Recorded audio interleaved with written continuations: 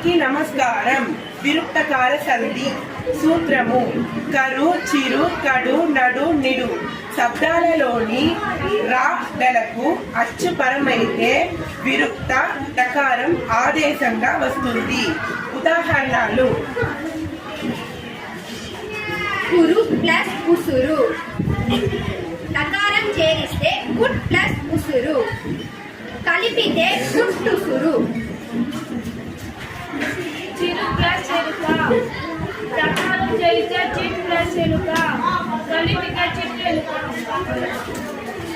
కడు ప్లస్ ఎదురు, టకారం చేరిస్తే కట్ ప్లస్ ఎదురు, కలిపితే కట్టెదురు. నడు ప్లస్ ఇల్లు, టకారం చేస్తే నట్ ప్లస్ ఇల్లు, కలిపితే నట్టిల్లు.